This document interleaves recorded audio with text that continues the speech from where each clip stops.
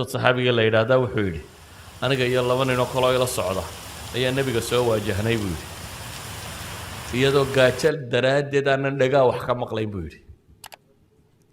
yacni cahdu saxaaba ee koowaad waa soo qaxeen waa soo hijroodeen xoole iyo wixii haysteen oo dhan waa lagala hadhay magaalada madiino yar bay yimaadeen ahlu safa dad badan baa masaajidka nebiga iska joogay aan waxba haysanin dabeetana almuqdad ibnu aswad wuxuu leeyahay aniga iyo laba nin oo kale annagoo gaajo daraaddeed dahabad asmaacunaa buu yihi wa absaarunaa min aljahd dhagahana wax ka maqlinin dhaana wax badan ka arkaynin ayuu nebiga isu soo bandhignay buu yidhi haddana baryadana waa ka xishoonayeen iyagoo caynkaasiya cid waxna siisana maanan helin buu yidhi nebigu calayhi salaatu wasalaam baa yidhi buu yidhi warbalayna keena saddexdiiba wuu kaxeeyey laakiin muxuu nebigu haystaaye u siinaya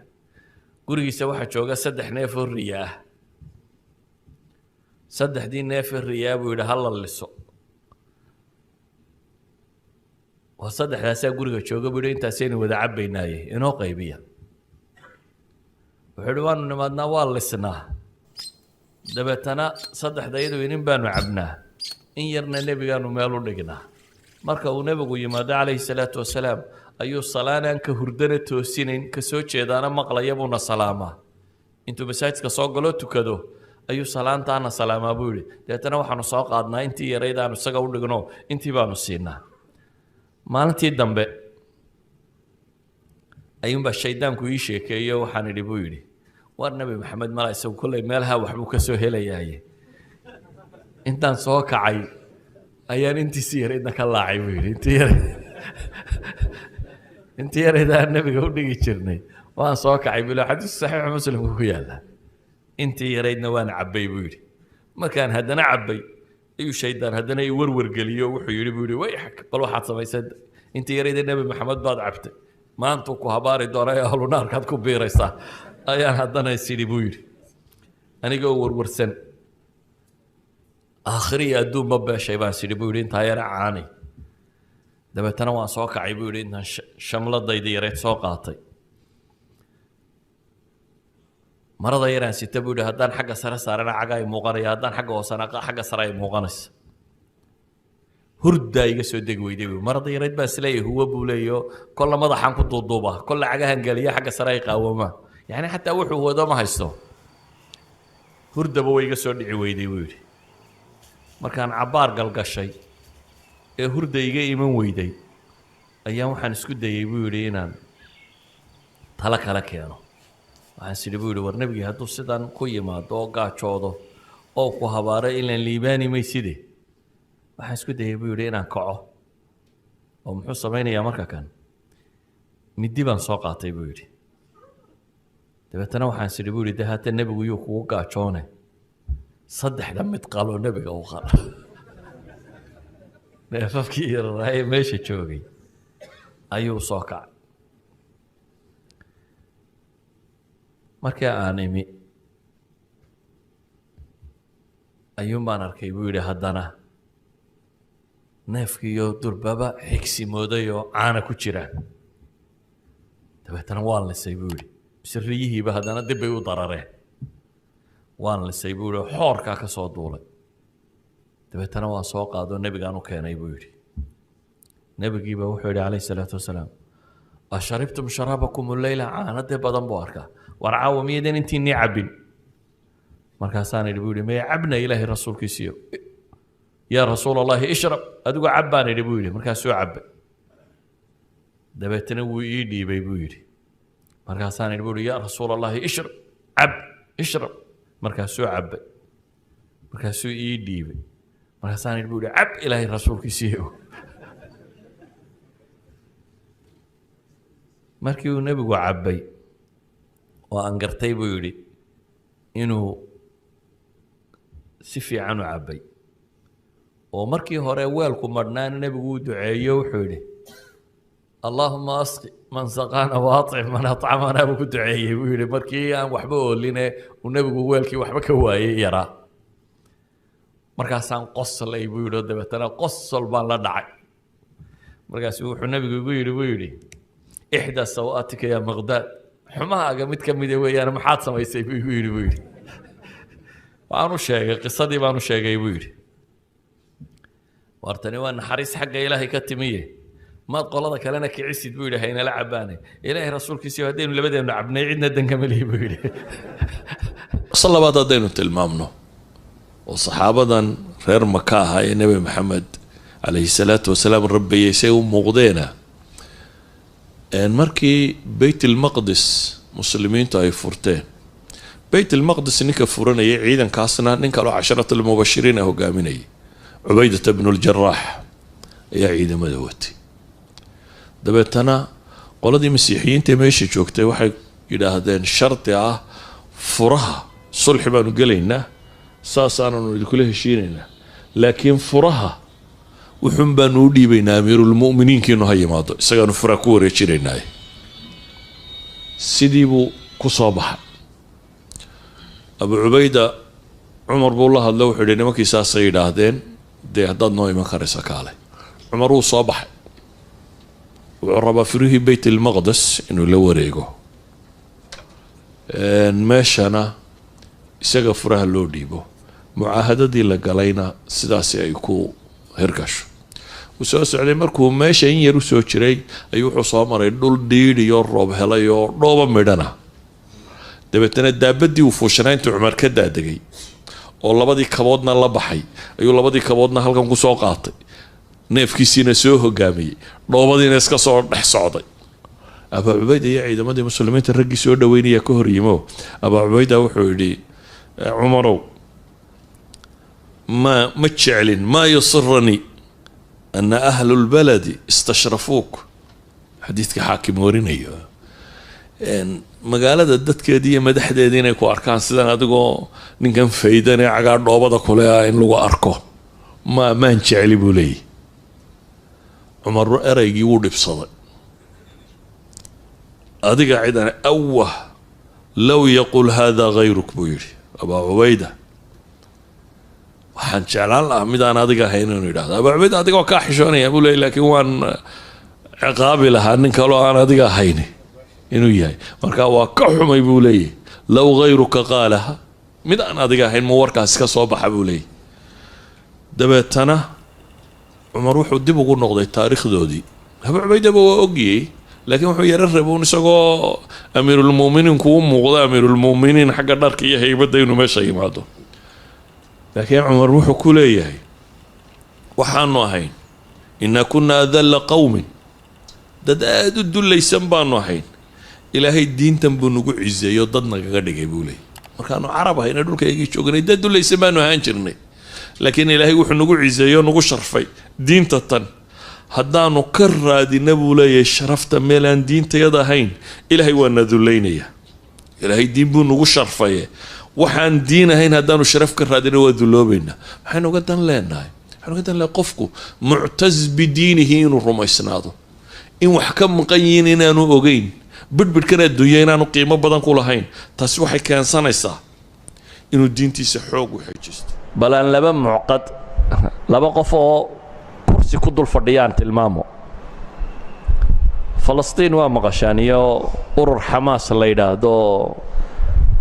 يهود جهاد كل شروس كدعيو دون ذا وحي بم يالي لغو قراعيو والاستفاعية urur ka ninka sameeyay hogaaminayay hagayay korso dul saara meel dhaqaaqdo jirkiisii ma jirin markuu wax akhrinayo waraaqda kitaabka quraanka oo akhrinaya inaan u dhalay rogo jiray maalin bay waxay dhaahdaan inaan ku dhalay baa seexday ka gamay si uu rogaabu garan waayo kitaabkii uu akhrinay waraaqdiisa arabku isku dayay inuu ku rogo meel dhaqaaqda arab uu leeyahay مع ذلك حق يهودات بهر تاغن يحي دختركي سايري واد اد بادو تمر دريس waxaad u baahantahay nasiino dabeetana wuxuu yiri may masaajidka hal leeyahay ramadaan bay heeday waa caawa soo jeedaya waa cibaadaysanaya soo jeeday isagoo kursiga lagu sidaa laga soo saaray masaajidka Israa'iil ka kursiga lagu siday inta uu adkaysan weyday markii masaajidka laga soo saaray ayaa faantanimada cirka maraynta loo soo diray gantaal lagu dhuftay يعني ninkaasi hamuu siday jidhna intaasu ka yihi itaalkiisu waa carabkaa dhaqdhaqaaqaya caqligana wuu qabaa laakiin isma odhan muqcad baa tahay qof fadhiya baa taan waxba qaban karin isma lehee wuxuu u taagan yahay inuu diintiisa iyo ummaddiisa iyo dadkiisaba xoreeyo ummad dhan buu u ahaa maxay hoggaan ruuxiya oo hoggaaminaya xarakaad dhan oo jihaad iyo isdifaac iyo wax iska rabaya dowlado dhan oo dunida waaweyn baa u adkaysan kari la ninkaasi aan waxba qaban karin ee kursiga lagu jiidayo ayay u adkaysan kari waaye hamiga sare aan xagga gaalkana idinka tusiyo saynisyahanka maanta cilmiga fiisigiska dunida u caansan ee mulxidka ee kutubtan maanta caankaa leh isna waa muqcid waa sida ninkaasi oo kale waa kursiga ugu sarreeya Cambridge University kursigu Newton fadhiyi jiray waa ninkii fadhiyay dhawaan baa la siiyay taqaacud inuu ka fadhiisto waa Stephen Hawking waa nin Ingiriis ah oo isagoo 12 jir uu ku dhacay shalal oo jidhkoo dhami shalal qabo oo aan meelina dhaqaaqaynin codka mishiin baa ka soo saara waana theoretical physics-ka dunida ugu qiimaha badan le maanta ee la tilmaamo waa ninkan le maxay qadaayaadkan lagu tilmaamo meelahan madoow ee cirka ee la sheego the black holes aragtiyadiisa iyo waxa ku saabsan waa aqoon-yahanka dunida hoggaaminaya hadalka mishiin baa ka soo saara meel dhaqaaqaysaa ma jiro muu is odhanin war muqcad baa tahay aan meelina u noolayne hankiisi wuxuu gaadhsiiyey aqoon-yahanka dunida hoggaaminaya cilmiga fiisigiska inuu halkaasi noqdo laba nin oo saxaabada ka mid ah ayaa soo hijrooday dabeetana طلحة بن عبيد الله iyo saxaabigii la odhan jiray bay la degeen labada nin way jihaad galeen markii ay jihaad galeen ayaa midi shahiidnimo qaatay midkii kale waa laba nin oo soo islaamo islaamnimadoodu fiicnaatay oo nabiga la dagaalgalay mid baa dagaaladii shahiidku noqday kii kalena sanad kaluu sii noolaaday bishii ku xigtay ramadaanna waa joogo waa dabeetana si caadi u geeriyooday طلحة بن عبيد الله saxaabigii la odhan jiray ayaa wuxuu yidhi riyaan arkay riyadu sideedaba qad takuunu xaqan waqad takuunu khusacbalaat yani nebigu calayhi salaatu wasalaam wuxuu ku tilmaamaya nubadnibadii waxaa ka hadhay waxaa ka mid a maxay alru'ya saalixa marka riyadu dhabna waa noqotaa baatil iyo iska dhadhabna waa noqotaa saxaabigana wuu riyooday wuxuu ku riyooday iyadoo jannadii ay gelayaan dabeetana saddexda yadaanu ahayn buu leeyahay aniga iyo labadii nina kale kii dambeed dhintay ee aan jihaadka ku dhimanin ayaa la yidhi soo gal kii baa la horraysiiyo horgalay dabeetana kii shahiidka ahaa baa ka dabagalay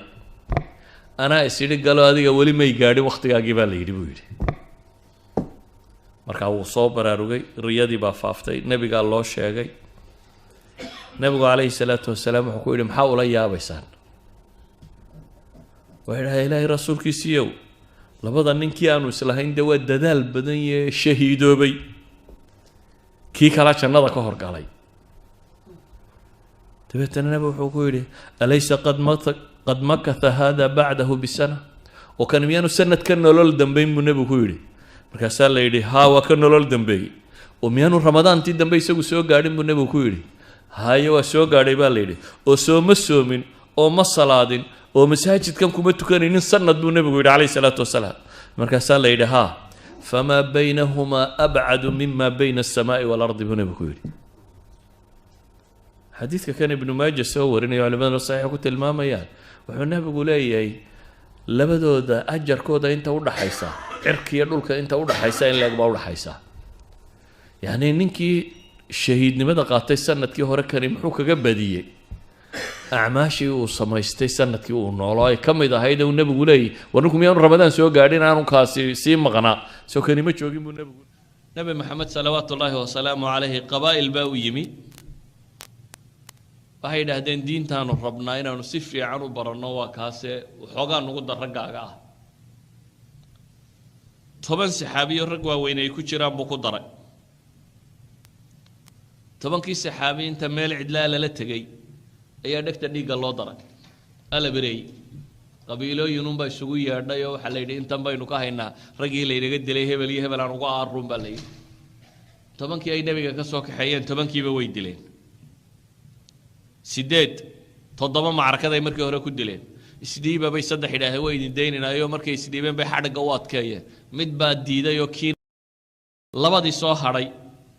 na quraysh bay ka iibiyeen oo yidhaahdeen waa tii berigii beder wax laydinkaga laayee yaa aabihii u aarayo aanu nin saxaabiya ka iibinaa bay idhaaheen laba quraysh ka mid ah ayay ka iibiyeen oo yidhahdeen annagana waxoogaa na siiya kuwana aabayaashiin ugu aara dhacdadaasi markay dhacday labadii quraysh laga iibiyey mid ka midoo xidhan ayaa markii la dilayay wuxuu yidhi muus ha lay siiyo muusku waa baalka lagu xirxiirto shaving material ah waxa lagu shave garaysto waa la siiyey muuskii yaraa isagoo hayaa kuwii dilayay ilmo yaro ay dhaleen baa u yimi oo dhabta ka soo fuulay gabadhii ilmaha yar dhashay baa gergariirtay markaasi oo naxday dee ninkii ay dilayeen ee dilka ugu xidhnaayo oo midi yarna haysta ayaa ilmaheediina uu dhabta ka fuulay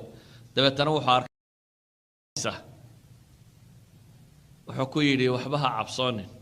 ma kuntu liafcala hada ma inaan dilaabaad ka baqatay buu yidhi ha ka cabsoonin inaan kan dilo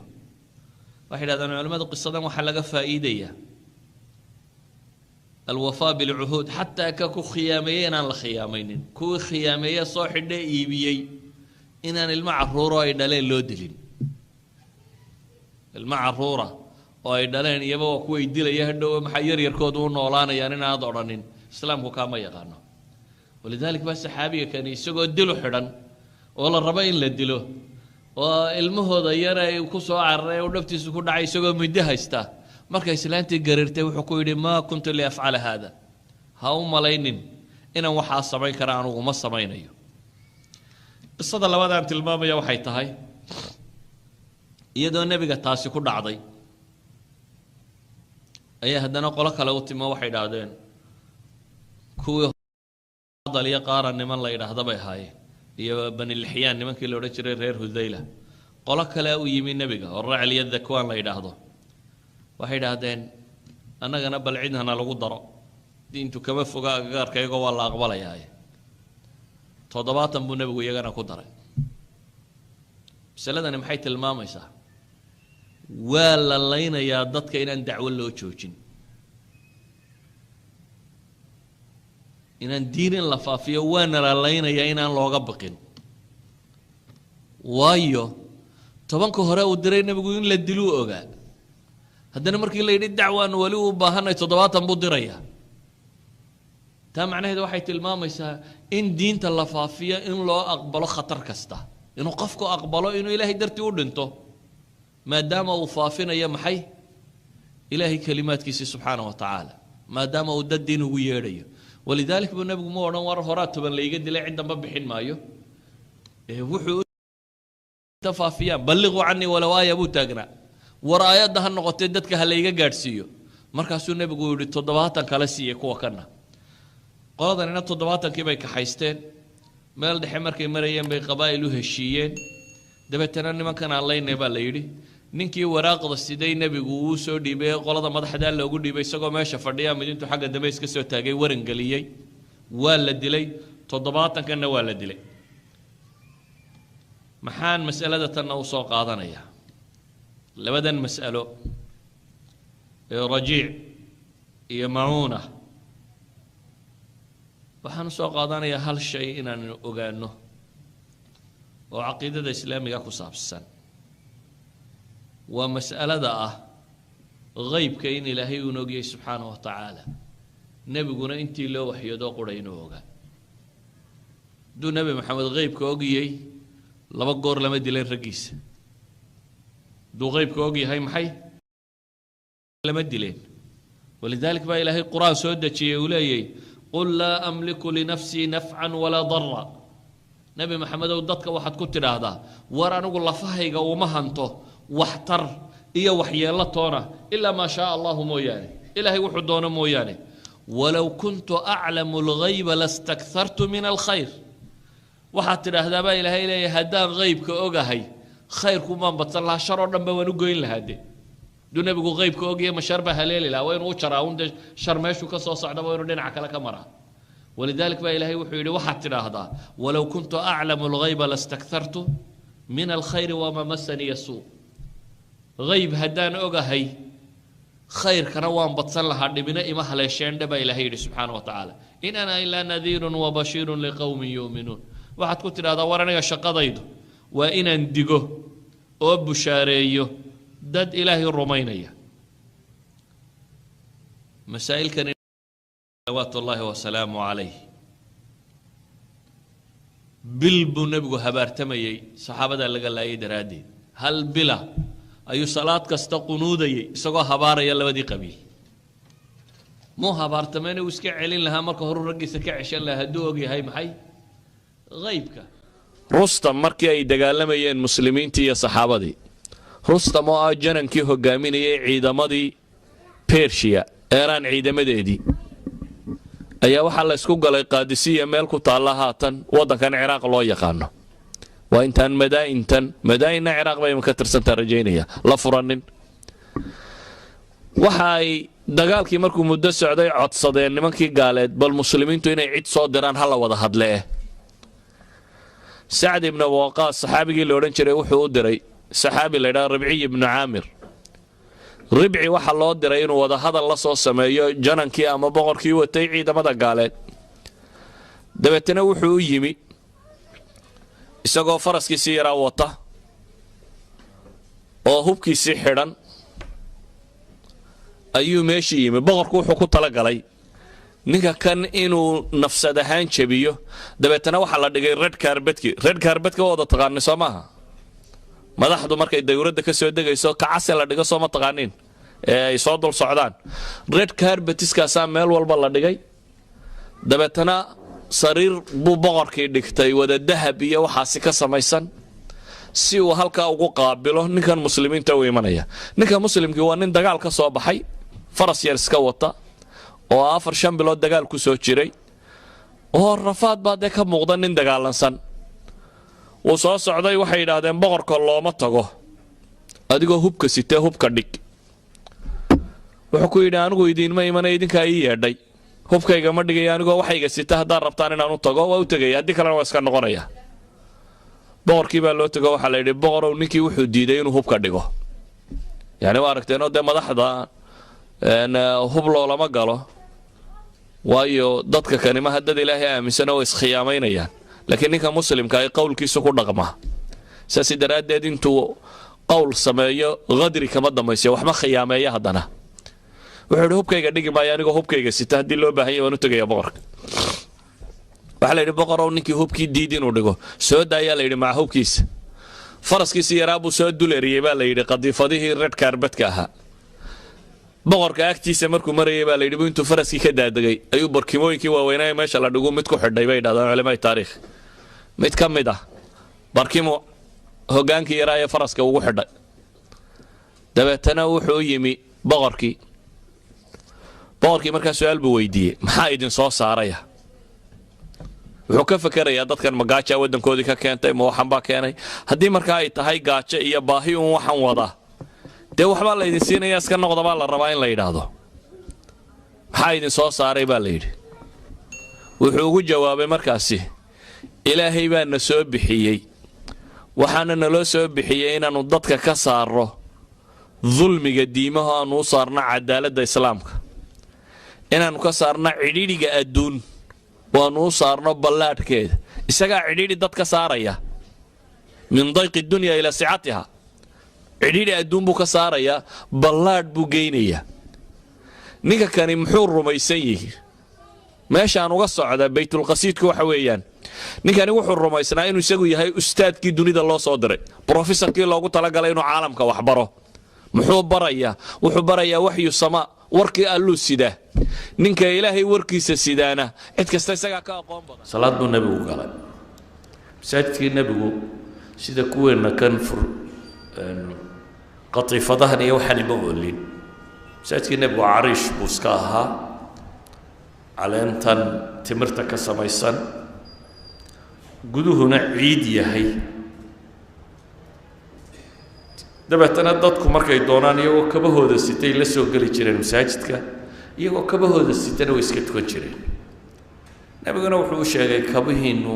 haddii aad dabadda ku soo marteen dhulka ku xoqo unoo ciiddaasaa idiin daahirinaysa nebigaa salaad galay saxaabadiina way ka daba gashay ka daba xidhatay kabahoodiina waa xidhan yihiin nebi maxamedna kabiisii buu xidhan yahay calayhi salaatu wasalaam saxaabaduna kabaheedii bay xidhantay salaaddii bartanka markay marayso ayuu nebigu labadii kabood bixiyey saxaabadiina iyagoo salaadda ku jira ay iyaguna labadii kabood iska bixiyeen walla salaaddii lagama bixin nebigu isagoo salaaddii ku jiru kabaa bixiyey saxaabadiina iyagoo salaadda ku jiray kabihii bixiyeen markuu nebigu salaadda dhammaystay ayuu wuxuu yidhi waxaan arkay idinkoo kabaha iska bixiyee maa xamalakum calaa ilqaa'ikum maxaa idinku xambaaray inaad tuurtaan nicaal kabihiinna inaad tuurtaan maxaa kaba isaga bixiseen ayuu nebigu weydiiyey calayhi salaatu wasalaam waxay yidhahdeen waxaanu aragnay adigoo kabaha iska bixiyey dee annana waa iska bixinay markaa u fiirso saxaabadda dhaqankoodu wuxuu joogay inaanay nebiga calayhi salaatu wasalaam su-aal weydiin maxaad kabaa u bixisay inaan la odhan inaan la odhan barorta kabaheena aynu iska gashanaanno hadhow baynu weydiin doonaa bal hadda wuxuu kabaa ilaahay qoladaa jabiyey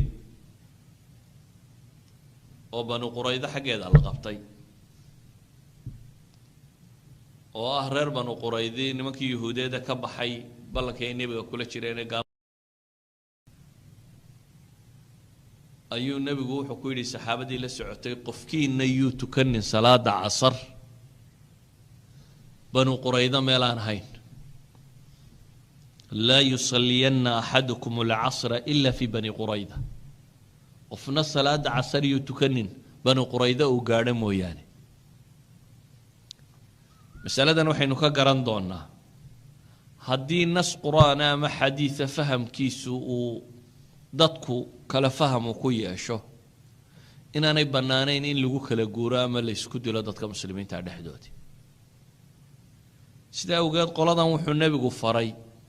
qofna inaanu salaada tukanin ilaa iyo banu quraydo la gaadho mooyaane markii dhexda la marayey ayaa casar soo galay dabeetana qola waxay tidhi warhaadhay dee salaaddii way naga tegaysaa dagaalkiina waynu ku jirnaaye aan casarka u tukanno dabeetana intaynu istaagno casar tukanno aan ku dareero qolana waxay dhahaan may halkii uu nebigu yidhi istaaga inagoo istaagna mooyaane salaad dambe tukan maynayna wada qole waxay leeyihin warheedhe laa yusalliyanna axadukum alcasra ilaa fi bani qurayda nebigu wuxuu uga jeeday salaada wakhtigeedii baa la bedelay umuu jeedine wuxuu u jeeday degdega oo yacni dhaqso u tagaba waa looga jeedee salaadu waa wakhtigoodii ina salaata kaanat cala almu'miniina kitaaban mawquuta nusuus salaada raraysa ma soo degine salaada casardee casarkeedii aynu tukanno ee nebigu wuxuu inaga rabay inaynan meelo kale u jeesjeesanin oo aynu meesha gaadhno qolo kalena waxay dhahaan war suga marka hore yaa ku yidhi adiga wakhtiga casarku markuu liiqa gaadhay halkaase tuko yaa kugu yidhi nebiga soo nebigu ma xadaynin marka horeba in wakhtiga la tukado haa maantana isagaa yidhi yaan lama tukanayn bani quraydo la taga mooyaane amarka dambaanu raacaynaa bay dhahay ila ta horeba nebiga xadeeyo tukanin ilaa iyo wakhtigaa tukada iminkana isagaa yidhi yaan maanta halkaa mooyaane meel kale casar lagu tukanin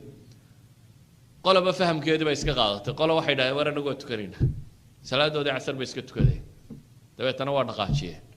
qoladii kale waa socdeen siday u socdeen baa cadceeddii dhacday waa wadeen maqribka dabadiisii bay gaadheen banu qurayda markaasay casar tukadeen nabigaa loo sheegay salawaatu ullaahi wasalaamu caleyh wixii ay sameeyeen waxaa la yidhi dee markaanu dhexda maraynay baanu isqabannay qolana waxay dhahen war salaadda wakhtigeedii waa joogaan tukanno qolana waxay tidhi halkaa labadii qolana nebigu ma canaananin salawaatu ullaahi wasalaamu calayh waayo labadaba dantooda waxay ahayd inay muraadka nebiga fuliyaan warkii nebiga inay fuliyaan bay labaduba rabeen laakiin sidii ay u fahmeen ama u fasireen uma kala gadisnaatay walidaalik waxaynu qisadana ka fahmaynaa masaa'ilka ijtihaadiga ah ijtihaadku haddii laba ra'yo kala gadisan labada caalima muslime ka ijtihaada yidhaahdaan macnaheedu ma aha in dadka shan kooxood laga dhigo nina yidhahdaan kayga ku fayla nina yidhahda kayga ku fayla ee waa inay dad walaalo muslimiin oo weli hadafkii iyo wixii baa isku markii muslimiintii maka joogtay gaaladu ay dhibtay aad dhibaatadu ugu badatay ayuu maalintii dambe abubakar is yidhi hijrood dhulka xabashida iyo meelahaas ka qabo maku ka baxa meel barkil khamaad la yidhaahdo markuu marayo ayaa waxaa la kulmay ibnu dughina nin la yidhaahdo ninkani waa odaygii qabiilo qaarna la yidhaahdo mushrikiina qabiilo gaaleed ayuu yahay suldaan ama ugaas ama caaqil waxaynu sheegno ninkii baa wuxuu ku yidhi abubakar buu gartay war abubakar ayna turiidi ya abubakar buu yidhi xaggaad ku socotaa abubakar wuxuu yidhi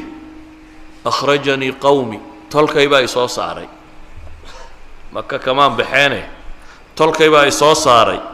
dabeetana waxaan rabaa dhulka ilaahay inaan iska socdo rabbi caabudo saa'ix inaan noqdo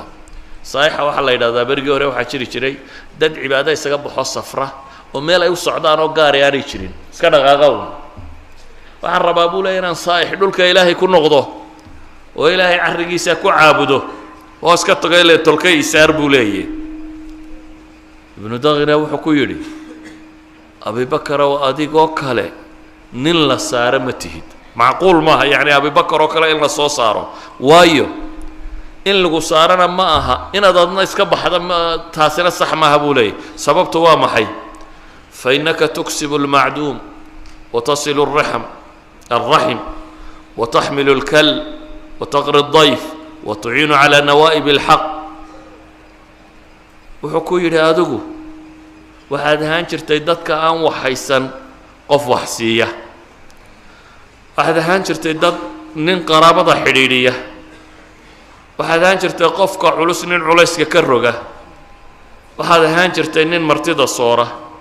waxaad ahaan jirtay mashaakil oo dhan nin dadka uga gargaara abubakar markaa maxaa lagu sifaynayaa qof naaficaad bulshada ku dhex ahayd baa la leeyahy qof wax tara oo bulshadu wixii u baahan ninkana waa nin gaaleed kama warramayo aakhiro iyo dadkaad hanuunin jirtay kama warramayo isagu wuxuu wax ka warramayaa waxtarkii adduunyo saa daraaddeed wuxuu leeyahay war nin tolka xidhiidhiya oo masaakiinta wax siiya oo dadka dhibtu ku timaado dhibta ka qaada oo martida soora oo nawaa'ib ilxaq oo dhan dadka ugu gargaara baad ahayd saa daraaddeed nin la bixiye ma tihid buu leeyahy ibnu daghina weedha uu ku leeyahay abubakar waa weedhii khadiija ay u daliishanaysay nebi maxamed nebinimadiisa khadiija radia allahu canha markii nebiga calayhi salaatu wasalaam waxii uu ku soo degay koowaad wuu cabsaday isagoo cabsanaya buu guriga yimi oo le iddada oo ay ka khadiija markaa waxay tidhi wallaahi laa yukhzika allahu abada ilaahay baan ku dhaartee inaan rabbi weligaa ku hoojinaynin nebi maxamed haddaad tahay balaayo arki maysid bay leedahay waana waxyigii ugu horreeyey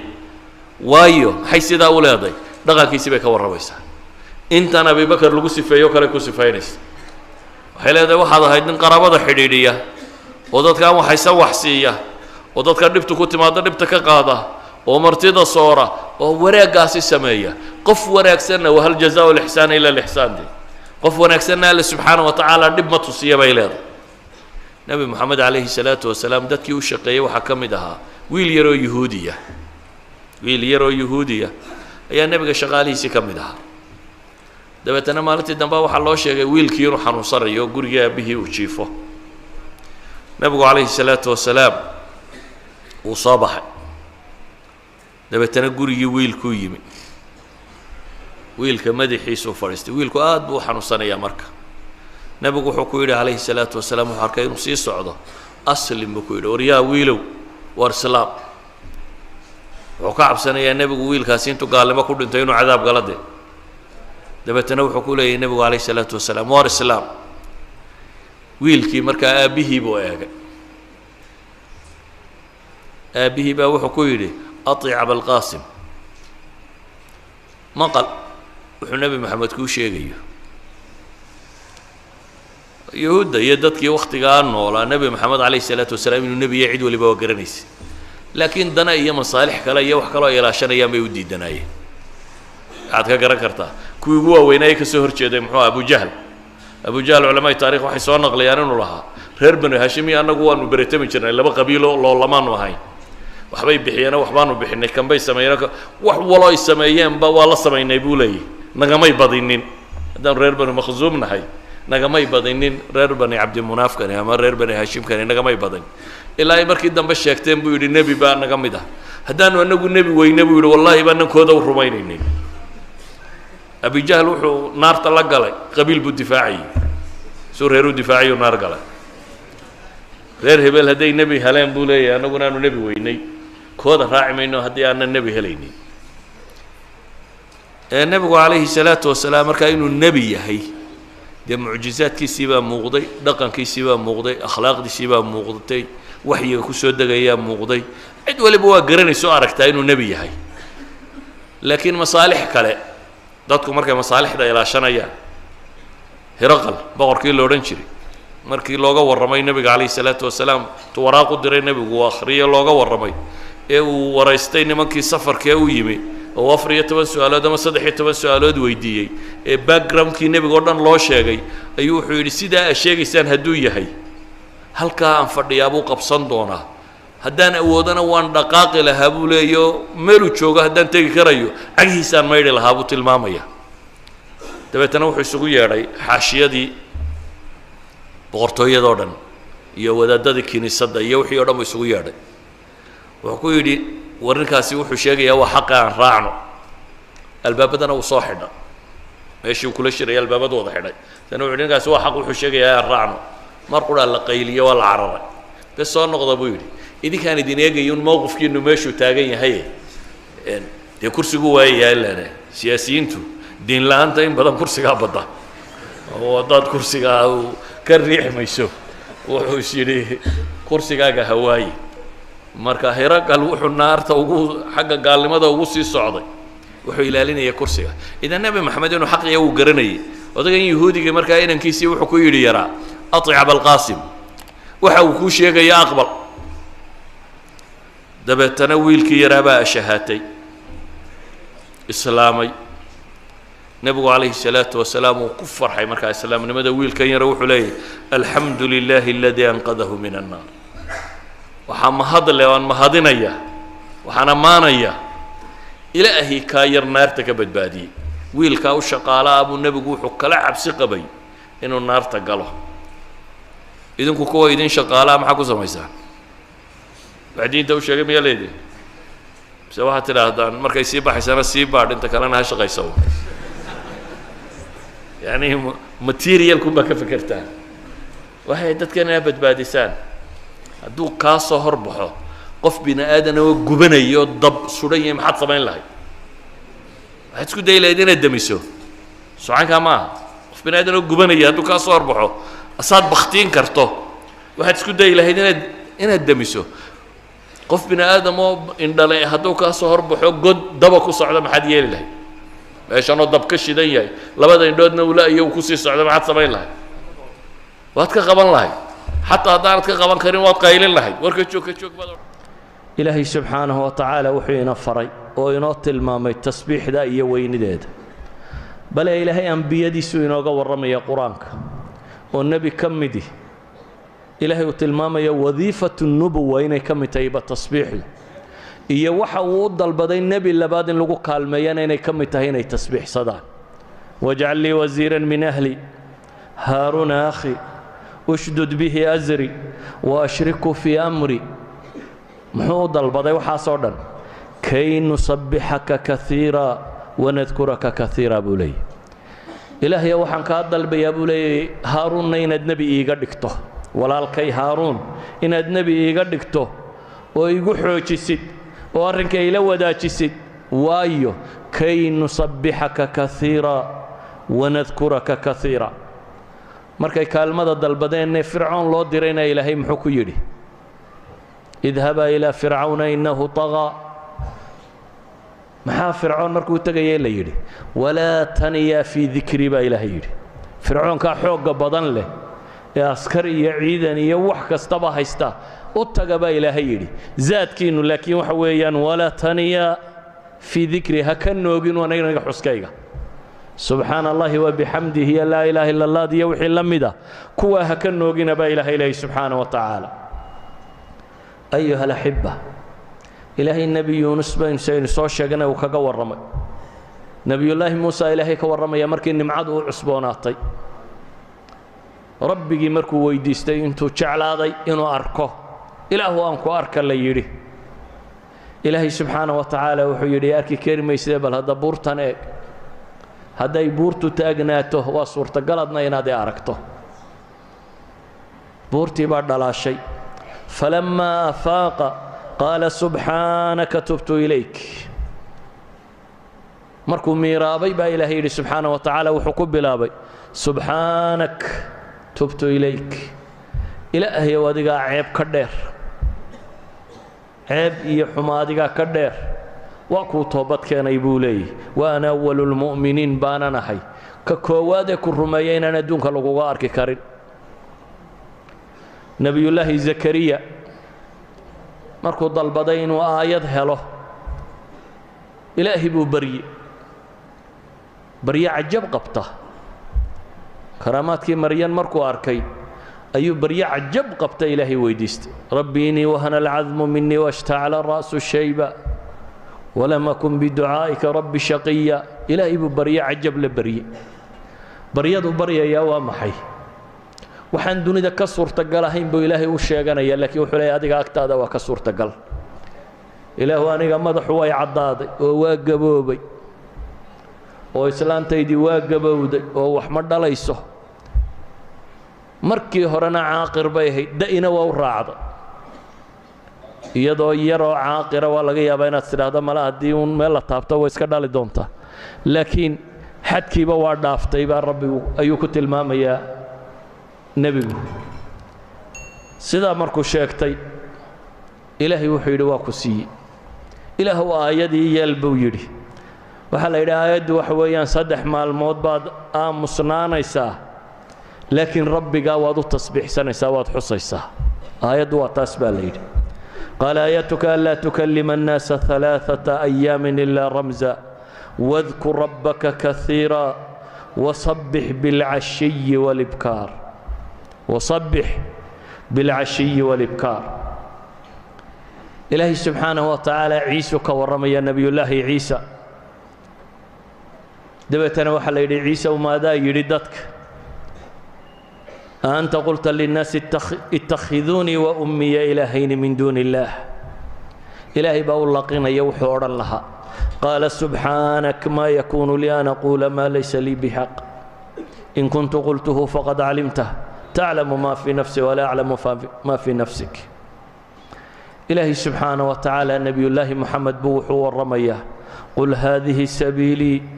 أدعو إلى الله على بصيرة أنا ومن اتبعني وسبحان الله وما أنا من المشركين قل بل قلي نبي محمد عليه الصلاة والسلام وحتى هذا واكن جد كيو سجانا دت كوجي الراعيانة أنا جاي أنت الراع ضيبا وسبحان الله وما أنا من المشركين كل واقبال لي إلهي وحينا ورمية مخلوقات كأكتي سكد الدو ملائكة الله إلهي الشقاد ودبينيتي وإنا لنحن المصبحون بيلين وإنا لنحن المصبحون جملة اسمية لا أتكيي أدوات التوكيد ليس جوجي أي كشيغان يان ملائكته شقاد ودبينيكاتي وإنا لنحن المصبحون إلهينا وفريا وحلي يسبحون الليل والنهار لا يفترون يقولون واشيكتين ربنا واشيك ربنا وحلي يسبحون الليل والنهار لا يفترون kala go' ma leh وترى الملائكة حافين من حول العرش يسبحون بحمد ربهم إلهي وحين ورمى يا جنة دتك لجيانا إيانا شقدود ويني كنطي دعواهم فيها سبحانك اللهم وتحيتهم فيها سلام وآخر دعواهم أن الحمد لله رب العالمين سبحان الله وبحمده أي يجانا شقدود أبا إلهي سبحانه وتعالى أيها الأحبة هذه قرآن كسيدة وبالبلادية